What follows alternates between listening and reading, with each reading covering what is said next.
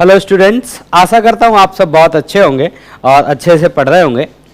पिछली क्लास में हमने फोर्सेस के बारे में थोड़ा सा देखा था कि जो नॉर्मल फोर्स होते हैं वो कांटेक्ट सरफेसेस के बीच में लगते हैं, और जब दो ऑब्जेक्ट कांटेक्ट में होती हैं तो जो उनकी कांटेक्ट सरफेस होती है उसके परपेंडिकुलर डायरेक्शन में नॉर्मल फोर्स लगते हैं, और ये सरफेस को दबाते हुए लगते हैं। ये नॉर्मल फोर्स सरफेस को पुल नहीं करते, ये सरफेस को प्रेस करते हैं, सरफेस को दबाते हैं। कौन? Normal force. और अगर एक ऑब्जेक्ट का 3 जगह पर कांटेक्ट है तो नॉर्मल उसका 3 जगह पर लगेगा। जैसे मैं अगर इस डस्टर की बात करूं तो ये डस्टर यहां पे रखा हुआ है, तो इस डस्टर का 3 जगह कांटेक्ट है, that bottom floor, that board वाला सरफेस एंड माय फिंगर। तो इस ब्लॉक पे 3 नॉर्मल लग रहे हैं। डस्टर पे कितने नॉर्मल लग रहे हैं बेटा? 3। तो जो नॉर्मल फोर्स लगेगा वो कांटेक्ट सरफेस के परपेंडिकुलर लगेगा। अब आपको कुछ ज्योमेट्री की बातें मालूम होना चाहिए। जैसे अगर किसी स्फीयर पर हम परपेंडिकुलर ड्रॉ करें, अगर मान लीजिए कोई स्फीयर है और इस स्फीयर पे अगर हम परपेंडिकुलर ड्रॉ करें तो स्फीयर पर डाला गया परपेंडिकुलर उसके सेंटर से पास करता है, ये आपको मालूम होना चाहिए। जो हमारा सिलेंडर होता है, सिलेंडर की कर्व्ड सरफेस पे डाला गया परपेंडिकुलर उसके सेंटर से पास करता है। ठीक, अब एक फोर्स और है, उसके बारे में देखते हैं, फिर हम आपको फ्री बॉडी डायग्राम बनाना सिखाएंगे। तो फिजिक्स का बहुत इंपॉर्टेंट चीज है फ्री बॉडी डायग्राम। तो सबसे पहले एक फोर्स हम और देखते हैं, टेंशन फोर्स।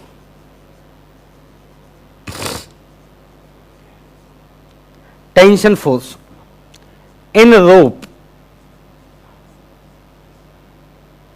मतलब जो रस्सी होती है उस रस्सी में उस टेंशन फोर्स को हम कैसे डील करेंगे, कैसे उसकी ड्राइंग करेंगे, तो उसके बारे में बात करते हैं। तो देखिए, तो जो ये टेंशन फोर्स है ना बेटा, दिस इज इलेक्ट्रोमैग्नेटिक फोर्स। पहली बात तो इसका नेचर क्या है? This is a electromagnetic force.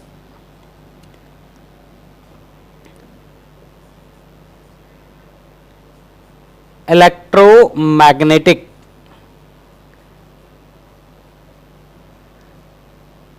तो पहली बात तो जो है टेंशन फोर्स है वो इलेक्ट्रोमैग्नेटिक फोर्स है। अभी इलेक्ट्रोमैग्नेटिक फोर्स कैसे है इसका एक्सप्लेनेशन अभी नहीं दिया जा सकता, लेकिन किस तरह से हम इसको डील करेंगे वो मैं आपको बता देता हूं। जैसे पहली बात, टेंशन की वैल्यू नॉन जीरो तब होगी जब रस्सी टॉट होगी, मतलब रस्सी स्लैक नहीं होगी। तो मैं यहां पे लिख रहा हूं if rope is slack, slack मतलब ढीली, स्लैक मतलब ढीली। जैसे कोई भी रस्सी को ऐसे ढीला सा पटक दीजिए, जैसे मान लीजिए आपके हाथ में रस्सी है, आप उस रस्सी को ऐसे फेंक दो फ्लोर पे, अब रस्सी फ्लोर पे पड़ी है, उसको बोलते हैं स्लैक रोप। स्लैक शब्द का मतलब होता है ढीला, ढीली रोप। ठीक, तो if rope is slack then tension in rope will be 0.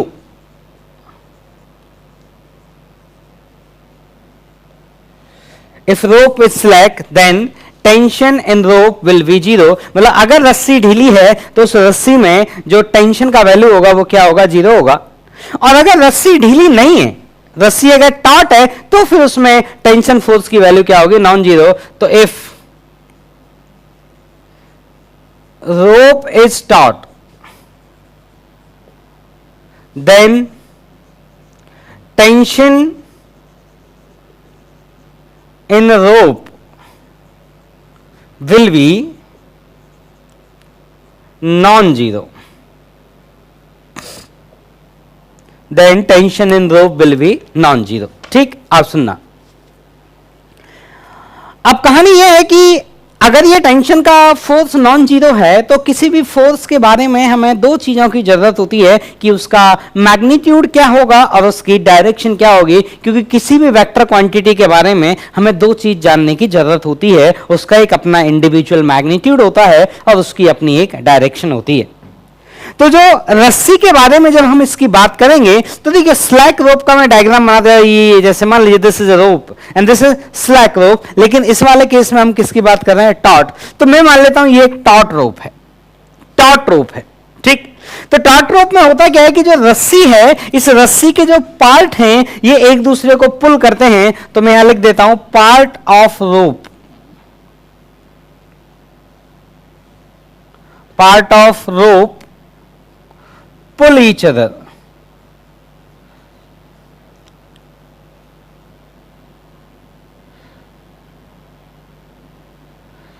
Part of rope pull each other. अब जैसे मैं कह रहा हूं कि मान लीजिए ये रस्सी है, इस रस्सी को मैं बहुत सारे पार्ट से मिलकर बना भी मान सकता हूं। तो सुनिए मेरी बात सुने, जैसे मान लीजिए रोप है यहां से यहां तक A to B। अब मैं कह रहा हूं आप इसको ऐसा इमेजिन करिए, मैं दोबारा अच्छी से रोप बनाता हूं। ये आपकी रोप है यहां से यहां तक A to B, ये एक रोप है। मैं कह रहा हूं आप इस रोप को दो पार्ट में कंसीडर करिए। इमेजिन करिए कि ये रोप दो पार्ट से मिलकर बनी है, आपको इमेजिन करना है। तो इमेजिन करने में तो कोई दिक्कत नहीं है, ऐसे दो पार्ट है उनसे मिलकर बनी है। तो मैं कह रहा हूं इस रस्सी को दो पार्ट से मिलकर इमेजिन करिए। एक पार्ट ये हो गया और दूसरा पार्ट ये हो गया। इस वाले पॉइंट का नाम है B और इस वाले पॉइंट का नाम है A, और ये बीच वाला पॉइंट है जो आपस में ज्वाइंट है। तो ये पूरी रोप बनी हुई है। अगर ये दोनों पॉइंट आपस में कैसे हैं, जॉइन है, तो ये पूरी रोप बनी हुई है। ये मैंने इमेजिन किया है, मैंने काटा नहीं है उसको कि जाके काट दिया, मैंने मेरे ब्रेन में इमेजिन किया है। हमने अपने दिमाग में इस बात को इमेजिन किया है कि जो रस्सी है ये दो पार्ट हैं, इन दो पार्ट से मिलकर बनी है। अब रस्सी का जो ये वाला पार्ट है वो इस वाले पार्ट को पुल करता है, और रस्सी का जो ये वाला पार्ट है वो इस वाले पार्ट को पुल करता है। समझने के लिए आप इसको ऐसे समझ लीजिएगा कि रस्सी के जो ये वाले मॉलिक्यूल हैं, ये वाले मॉलिक्यूल ये इन वाले मॉलिक्यूल्स को पुल करते हैं, और रस्सी के जो ये वाले मॉलिक्यूल हैं वो इन वाले मॉलिक्यूल को पुल करते हैं। तो रस्सी का जो ये टेंशन फोर्स होता है ये हमेशा अलोंग द लेंथ होता है। तो इसके डायरेक्शन के बारे में क्या बात करें, tension force will be along length, tension force will be along length. तो ये एक पोर्शन हो गया, ये एक पोर्शन हो गया, ये पोर्शन इसको पुल करेगा और ये पोर्शन इसको पुल करेगा। तो मैं कह रहा हूं कि रस्सी का जो ये वाला मॉलिक्यूल है ये इस मॉलिक्यूल को पुल करेगा, और रस्सी का जो ये वाला मॉलिक्यूल है वो इस मॉलिक्यूल को पुल करेगा, और ये एक दूसरे को पुल करेंगे, खींचेंगे। अब मैं कह रहा हूं कि जब ये वाला मॉलिक्यूल इसको खींचेगा, तो देखिए खींचना शब्द का मतलब होता है अपनी तरफ फोर्स लगाना। आप ऐसे सोचिए, आप एक पर्सन है और आपके सामने एक पर्सन खड़ा है। मैं कह रहा हूं कि मैं हूं, मान लीजिए मैं हूं और मेरे सामने एक पर्सन खड़ा है। मान लीजिए मैंने उस पर्सन को खींचा, इसका क्या मतलब है, मैंने उस पर फोर्स लगाया, लेकिन वो फोर्स मैंने अपनी तरफ लगाया। तो अगर मैंने फोर्स लगाया और मेरी तरफ लगाया, मतलब मैं उसे मेरी तरफ लाना चाहता हूं, मतलब मैं उसे खींच रहा हूं, मैं उसे पुल कर रहा हूं। तो पुल करने का मतलब होता है अपनी तरफ फोर्स लगाना, और पुश करने का मतलब होता है अपने से दूर की तरफ फोर्स लगाना। मान लीजिए मेरे सामने कोई आदमी है, मैं उस आदमी पे इस डायरेक्शन में फोर्स लगाता हूं। तो जब मैंने उसमें फोर्स लगाया तो मैंने मेरे से दूर की तरफ फोर्स लगाया। इसका मतलब मैं उसको मेरे पास बुलाना नहीं चाहता, मैं उसको दूर करना चाहता हूं, मतलब मैंने उसे पुश किया। तो पुश करना मतलब मैंने फोर्स अपने से दूर की तरफ लगाया, पुल करना मतलब मैंने फोर्स मेरी तरफ लगाया। जैसे मैं इस बोर्ड को पुश कर रहा हूं, मतलब मैंने फोर्स इस बोर्ड पर मेरे से दूर की तरफ लगाया, तो ऐसे पुश किया इसको मैंने। पुल करने का मतलब ऐसे पकड़ के खींचना, जैसे ये इसको आप समझिए, इसमें मैं ऐसे फोर्स लगा रहा हूं, तो जो फोर्स लगा रहा हूं मैं वो मेरी तरफ लगा रहा हूं, मतलब मैं इसको क्या कर रहा हूं, पुल कर रहा हूं। तो कभी भी ये पुल और पुश ये एक जनरल शब्द है, और पुल का मतलब होता है अपनी तरफ फोर्स लगाना, और पुश का मतलब होता है अपने से दूर की तरफ फोर्स लगाना। इसलिए नॉर्मल में मैंने बोला था वो एक दूसरे को पुश करते हैं, ठीक है। तो देखिए मेरे हाथ में नॉर्मल किधर लगाया, अपने से दूर की तरफ, मतलब इस बोर्ड पर जो नॉर्मल फोर्स लगा वो इस डायरेक्शन में लगा। अब ये जो डायरेक्शन है ये मेरे से दूर की तरफ है ना, इसका मतलब मैंने क्या किया, इसको पुश किया, ठीक है। मतलब पुश ऐसा नहीं है कोई नया शब्द है, आपने डेली जीवन में बहुत यूज किया है इस शब्द को, पुल करना, पुश करना, ठीक है। तो अब मैं कह रहा हूं बेटा कि रस्सी के जो ये वाले मॉलिक्यूल हैं वो इन वाले मॉलिक्यूल्स को पुल करेंगे, और जो ये वाले मॉलिक्यूल हैं वो इन वाले मॉलिक्यूल को पुल करेंगे। तो ये वाले मॉलिक्यूल जब इनको पुल करेंगे तो फोर्स लगाएंगे इस डायरेक्शन में। ये फोर्स किसने लगाएगा, applied by this on this. और इस पे जो फोर्स लगेगा वो इस डायरेक्शन लगेगा। खास बात ये है कि ये फोर्स अलोंग द लेंथ लगेगा, तो ये वाला फोर्स है किसने लगाया, इसने लगाया। किसके ऊपर लगाया, इसके ऊपर लगाया, तो force applied by this on this. ठीक, लिख लीजिए। तो ये डायग्राम आप अच्छे से समझ लें। और ऐसा नहीं है कि आप इस रस्सी को बहुत सारे पार्ट में मिलकर बना नहीं मान सकते, बिल्कुल मान सकते हैं। जैसे मैंने इस रस्सी के अभी 2 पार्ट कंसीडर किए। अब किसी बच्चे का मन है नहीं सर मेरा ना 3 पार्ट कंसीडर करने का मन है, ठीक है भाई, इसको 3 में कट के दिखाता हूं। देखो, एक पार्ट ये हो गया, एक पार्ट ये हो गया, दूसरा पार्ट ये हो गया, और तीसरा पार्ट ये हो गया।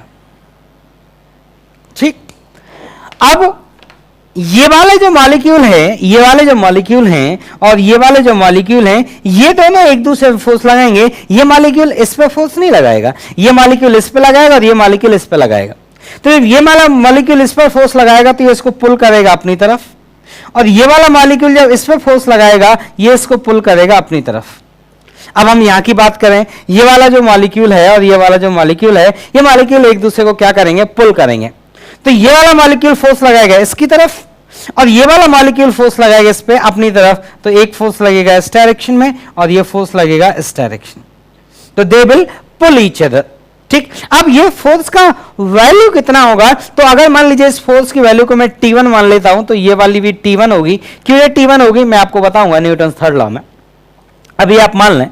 और ये वैल्यू अगर T2 है तो ये वैल्यू भी क्या होगी, 2।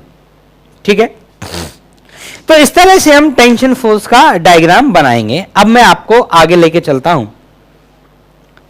ठीक, इस तरह से हम रोप का एफईडी बनाएंगे, इसको लिख लें आप लोग। और जो फोर्स है वो अलोंग द लेंथ है। ठीक, अब जो मेन इंपॉर्टेंट चीज है इस चैप्टर में, जो बहुत बहुत ज्यादा इंपॉर्टेंट है, उसका नाम है फ्री बॉडी डायग्राम। और ये जितनी भी बातें मैंने आपको बताई हैं, ये सब बातें इस फ्री बॉडी डायग्राम में काम आएंगी। ठीक, तो मैं सॉल्व करता हूं, फिर आप देखिएगा।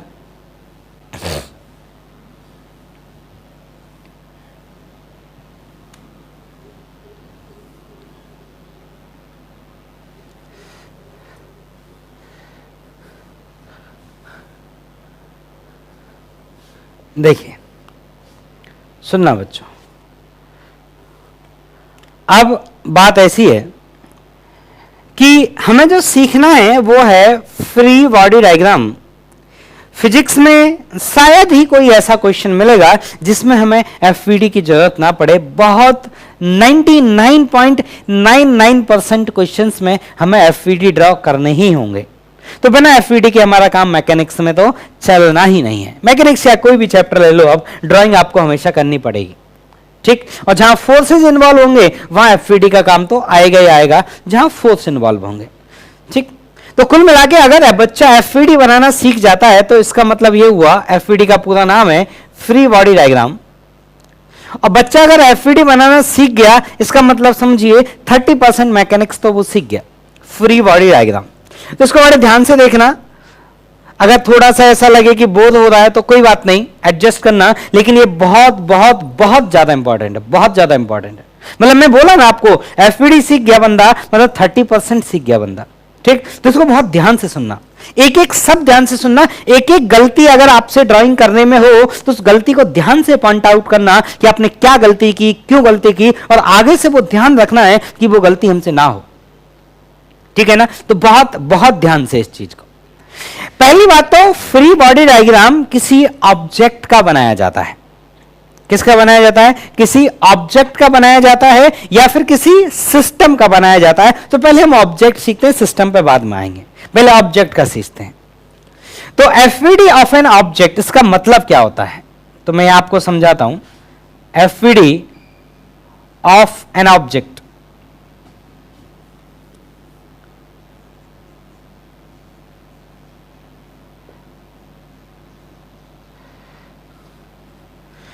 एफवीडी ऑफ एन ऑब्जेक्ट, तो एक ऑब्जेक्ट के एफवीडी का मतलब क्या है, तो सुनो। तो एफवीडी, ऑब्जेक्ट के एफवीडी का मतलब यह है कि इफ, हाँ, इसका मतलब है कि रिप्रेजेंटेशन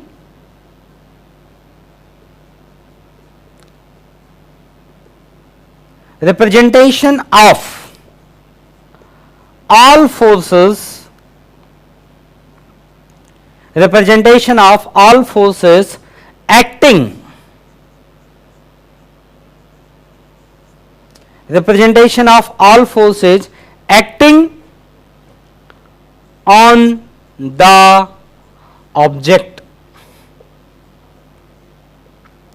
मतलब उन सभी फोर्सेज का रिप्रेजेंटेशन, उन सभी फोर्सेज का रिप्रेजेंटेशन जो उस ऑब्जेक्ट पे लग रहे हैं उसको बोलते हैं free body diagram.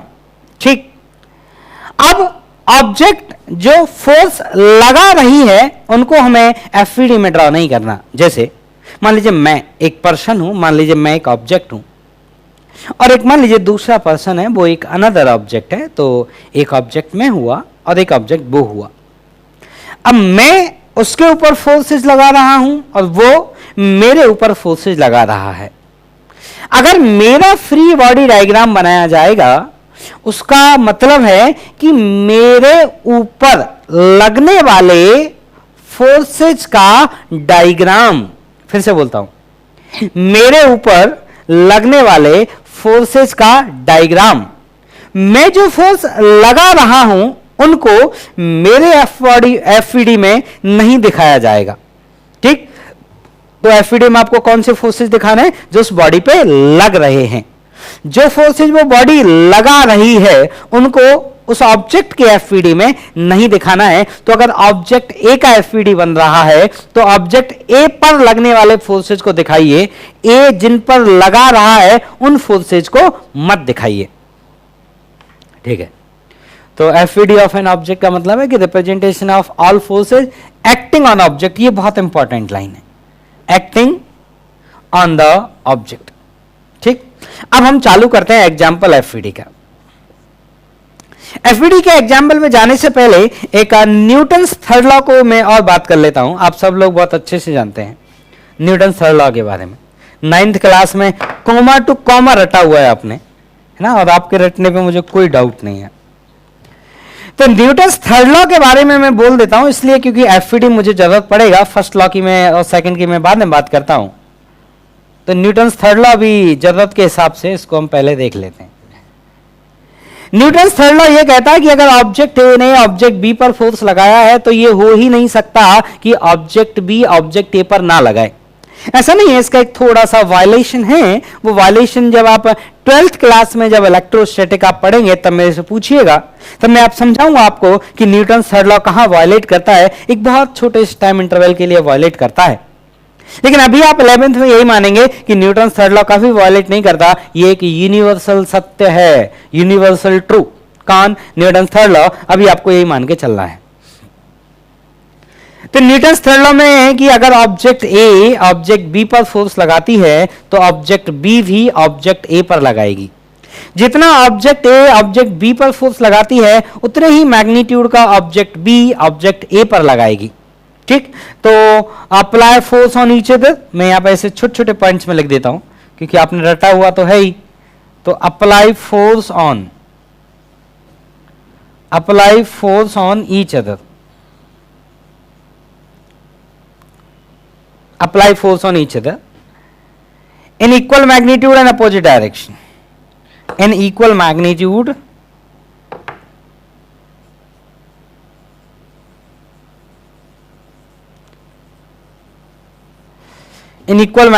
and opposite direction।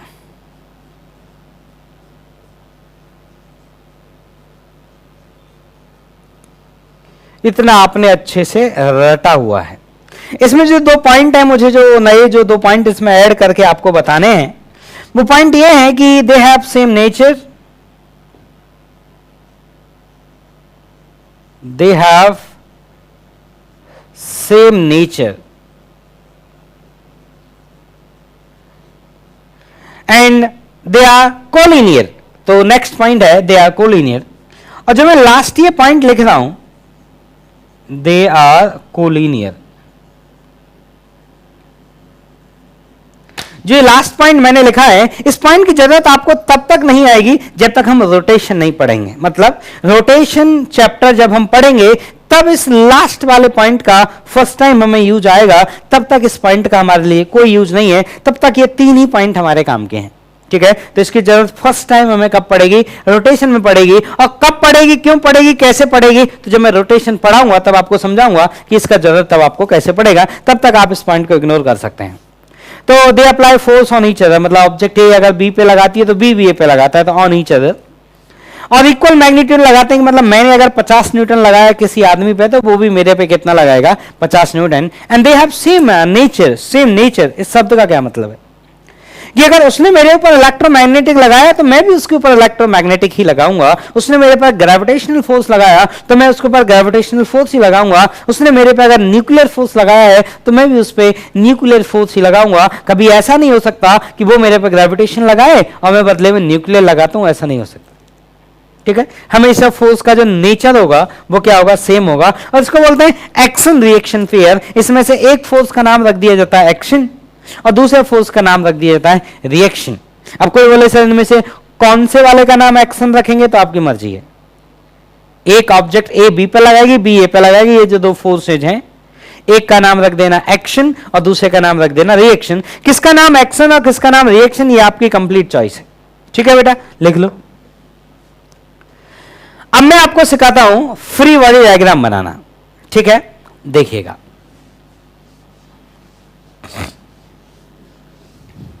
सबसे पहले एक सबसे आसान फ्री बॉडी डायग्राम बनाएंगे।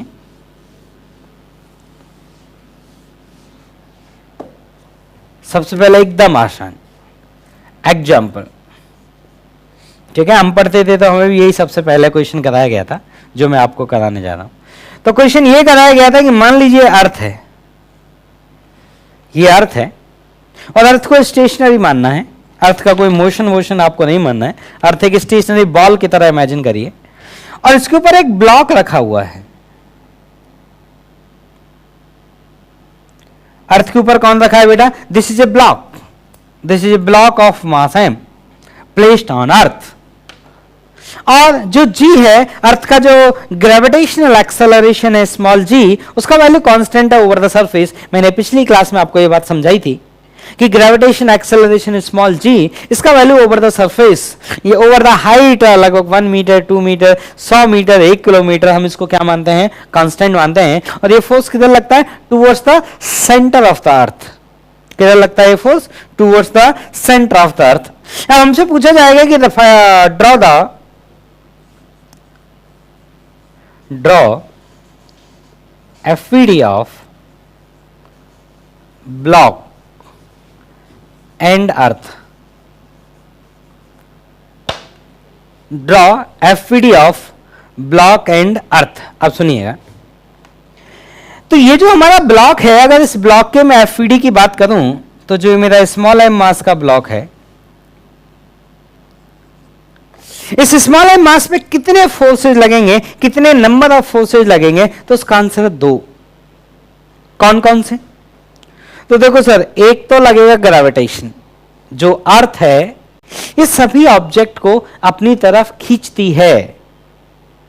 अर्थ सभी ऑब्जेक्ट को अपनी तरफ खींचती है। तो कोई बोलेगा मून को क्यों नहीं खींचती? अरे मून को भी खींचती है।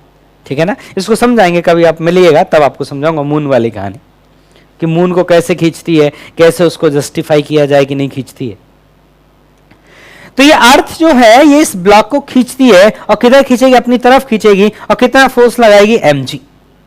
तो जो mg फोर्स है किसने लगाया? अर्थ ने लगाया। किसने लगाया फोर्स mg? ये अर्थ ने लगाया और अर्थ ने अपनी तरफ खींचा। तो अगर अर्थ ने ब्लॉक पे लगाया तो ब्लॉक भी तो अर्थ पे लगाएगा, बिल्कुल लगाएगा। तो लेट्स से दिस इज अर्थ।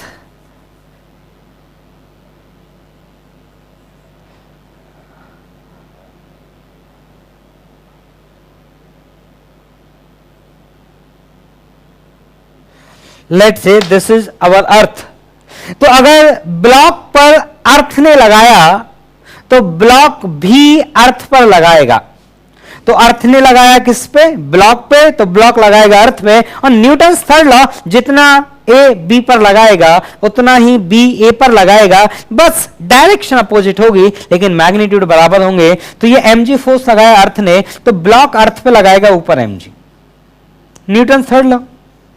तूने हम पे लगाया तो हम तेरे पे लगाएंगे और उतना ही लगाएंगे जितना तूने लगाया, बस डायरेक्शन अपोजिट है। तो अर्थ ने ब्लॉक को खींचा और ब्लॉक ने अर्थ को खींचा। देखो ब्लॉक ने जो फोर्स लगाया अपनी तरफ, मतलब ब्लॉक ने अर्थ को खींचा, और अर्थ ने जो फोर्स लगाया वो अपनी तरफ, मतलब अर्थ ने ब्लॉक को खींचा। एक दूसरा फोर्स और लगेगा यहाँ पे, इस फोर्स का नेचर है ग्रेविटेशन। एक फोर्स और लगेगा यहाँ पे जिसका नाम electromagnetic, that is normal force. क्यों? क्योंकि दो सरफेस कांटेक्ट में है, और जब दो सरफेस कांटेक्ट में होती हैं वहां पे नॉर्मल फोर्स लगता है।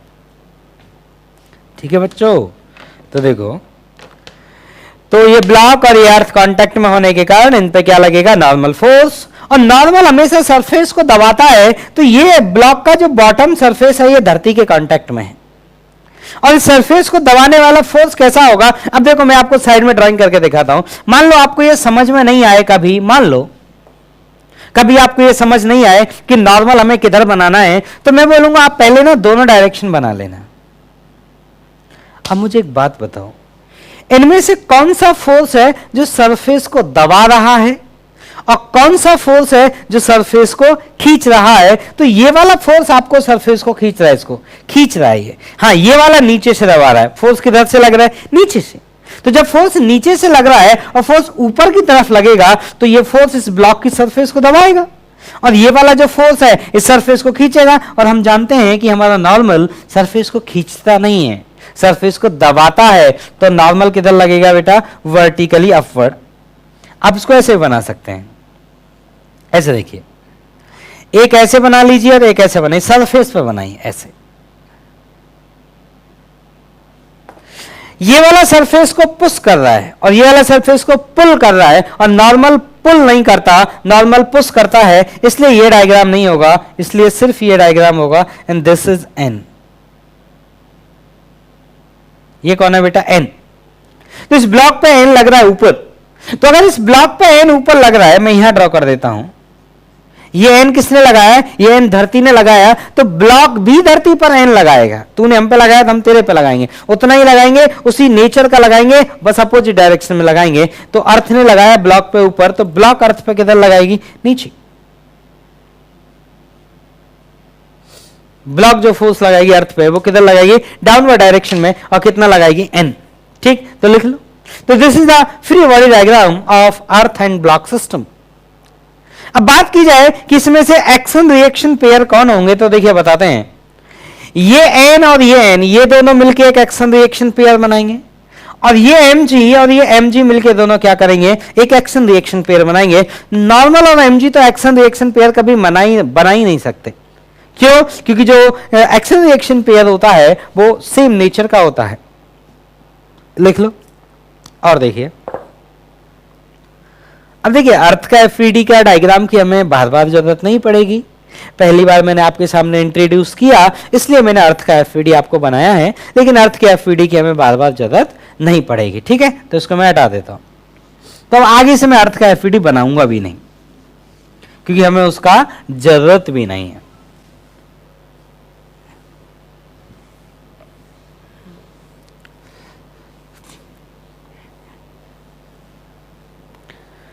अब सुनिए नेक्स्ट फ्री बॉडी डायग्राम। तो नेक्स्ट, चलिए इसको भी हटा ही देते हैं।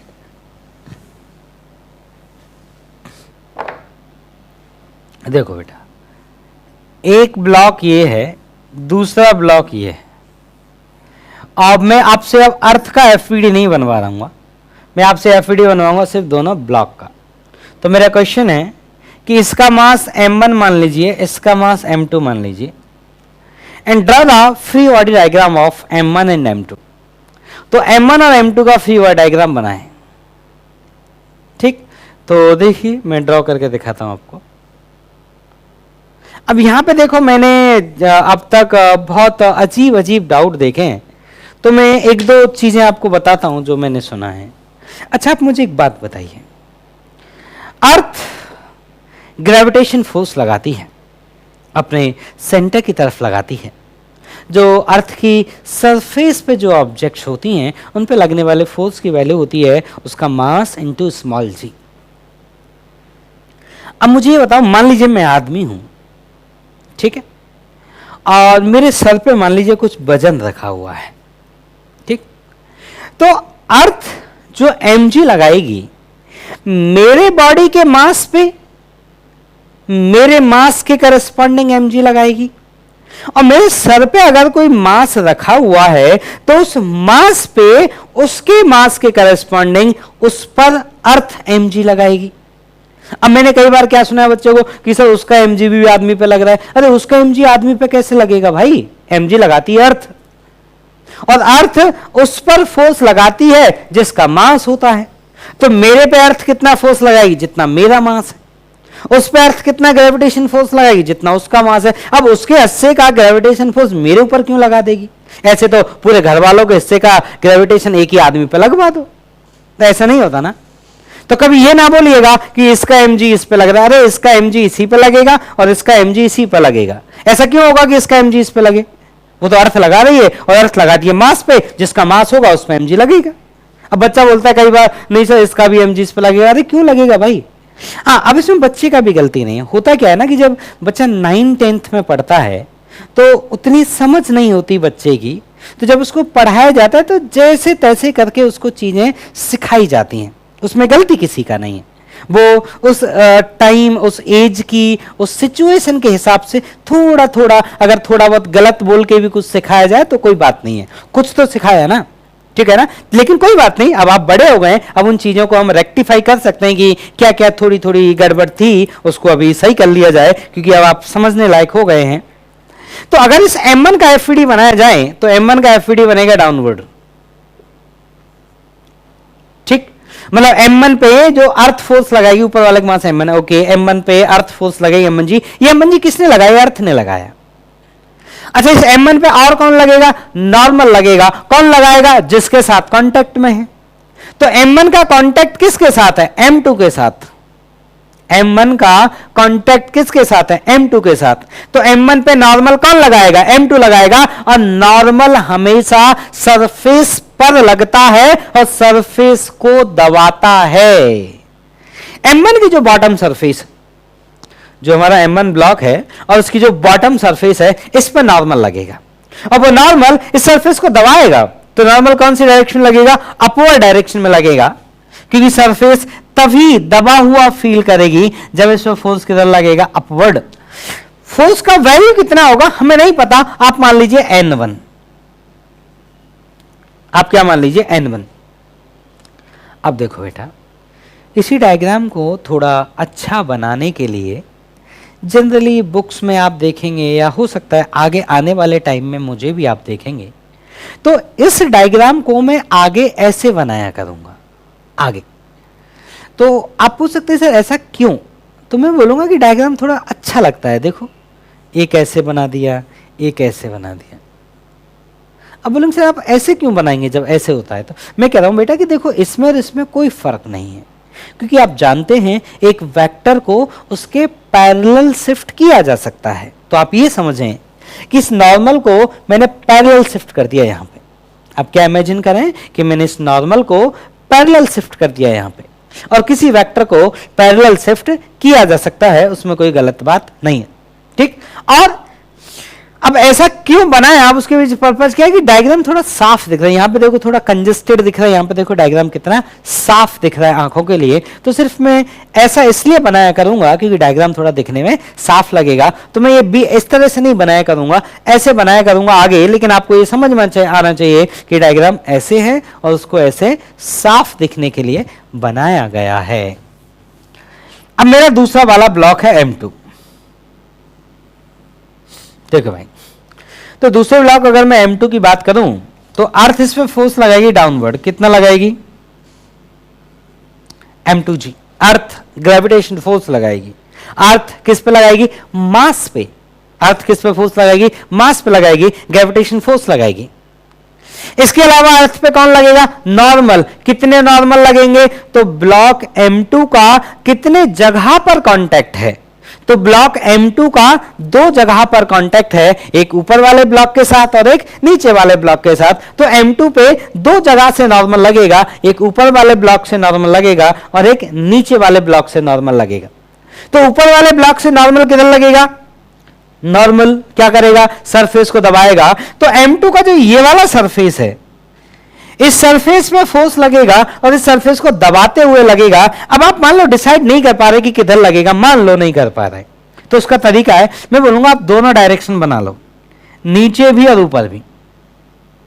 अब मुझे बताओ इनमें से कौन सा फोर्स है जो सरफेस को दबाएगा? तो ये वाला सरफेस को दबा है और ये वाला सरफेस को क्या कर रहा है? पुल कर रहा है। तो हमें ये नहीं बनाना, क्योंकि हमारा नॉर्मल कभी सरफेस को पुल नहीं करता, वो सरफेस को हमेशा दबाता है। अगर नीचे हम बात करें ग्राउंड की और M2 की, तो ग्राउंड वाला सरफेस इस M2 को क्या करेगा? दबाएगा। M2 को क्या करेगा? प्रेस करेगा। अब आपको मान लो नहीं समझ आ रहा, बॉटम सरफेस पे मान लो आपको समझ में नहीं आ रहा कि फोर्स किधर लगेगा, तो मैं बोलूंगा बच्चों आप दोनों डायरेक्शन बना लिया करें। भाई जब नहीं समझ में आ रहा तो दोनों बना लो ना। अब आप ये तो जानते हैं कि इन दोनों में से एक आंसर होगा। अब मुझे बताइए कौन सा ऐसा फोर्स है जो सरफेस को दबा रहा है और कौन सा ऐसा फोर्स है जो सरफेस को खींच रहा है? तो ये वाला जो फोर्स है ये सरफेस को दबा रहा है और ये वाला जो फोर्स है ये सरफेस को खींच रहा है। तो आपको ये वाला फोर्स नहीं बनाना, क्योंकि ये सरफेस को क्या कर रहा है? खींच रहा है। आपको कौन सा फोर्स बनाना है? जो सरफेस को दबा रहा है। तो ये वाला सरफेस को दबा रहा है। अब ये वाला फोर्स की वैल्यू क्या होगी? तो सुनो मेरी बात, ये N1 किसने लगाया था? M2 ने लगाया था। ये N1 किसने लगाया था? तो इसका किसके साथ कांटेक्ट था? M2 के साथ कांटेक्ट था। तो M1 और M2 आपस में कांटेक्ट में थे। M2 ने M1 पे लगाया और M1 ने M2 पे लगाया। तो M2 ने M1 पे लगाया, वो नॉर्मल, उसका वैल्यू है N1। तो अगर M2 ने M1 पर N1 फोर्स लगाया तो M1 भी M2 पर N1 फोर्स लगाएगा। ठीक, लगाएगा। तो ये फोर्स की वैल्यू क्या हो गई? N1। अच्छा, ये वाला फोर्स किसने लगाया? तो किसके साथ कांटेक्ट है इस वाली सरफेस का? तो M2 की जो बॉटम सरफेस है, M2 का जो बॉटम सरफेस है उसका कांटेक्ट है धरती के साथ। M2 की जो बॉटम सरफेस है उसका कांटेक्ट किसके साथ है? धरती के साथ। तो M2 पे कौन नॉर्मल लगाएगा? धरती लगाएगी। कैसे लगाएगी? सरफेस को दबाते हुए लगाएगी। तो इसको हम मान लेते हैं N2। हमें नहीं पता ये वैल्यू कितनी होगी, तो इसलिए हम इसको क्या मान लेते हैं बेटा? N2। तो this is the FVD of this diagram. अभी अगली पूरी क्लास में या फिर हो सकता है अगली 2 क्लास में मैं कंटिन्यू FVD बनाऊंगा, लेकिन आप सभी बच्चे एक एक FVD को स्केल यूज करें, कंपास यूज करें और एकदम बढ़िया बढ़िया डायग्राम बनाएं। कम से कम 15-20 पेज आपके सिर्फ और सिर्फ FVD बनाने में खत्म होने चाहिए। मैं FVD के लिए एक एक्स्ट्रा सीट भी आप लोगों को शेयर करूंगा, उसकी ड्राइंग करिएगा। ठीक है, उसमें जितना हो सके उतना करिएगा, बाकी हम लोग डिस्कस करेंगे। लेकिन FVD बहुत बहुत इंपॉर्टेंट है, इसलिए आप सब लोग अच्छे से एकदम साफ साफ FVD बनाइए। और किसी भी तरह की कोई कंफ्यूजन हो तो आप अपने कोई अच्छा दोस्त हो जो पढ़ने वाला, उससे डिस्कस कर सकते हैं, और नहीं तो फिर आप मेरे से पूछ सकते हैं, क्योंकि FVD ये बहुत ज्यादा जरूरी चीज है। ठीक है, और आप सभी लोग अगर चाहेंगे तो मैं इसके लिए एक एक्स्ट्रा डाउट सेशन, जो हमारा एक रेगुलर डाउट सेशन होता है, उसके अलावा भी मैं एक्स्ट्रा डाउट सेशन रखूंगा। लेकिन वो तभी रखा जाएगा जब आप सब लोग डिमांड करेंगे कि नहीं सर हमें एक्स्ट्रा डाउट सेशन चाहिए। अगर जरूरत होगी आपको तो आपके लिए हमेशा, आपके लिए जो ठीक होगा वो हमेशा किया जाएगा, क्योंकि इन दी एंड मैं यही चाहता हूं कि आप एक अच्छा सब्जेक्ट सीखें और कल को जब आप मेन से एडवांस के पेपर में बैठे तो आपको ऐसे लगना चाहिए कि हाँ इस पेपर को तो हम फोड़ देंगे। ठीक है, तो चलिए बेटा पढ़िए, फिर आपसे मिलते हैं अब हम नेक्स्ट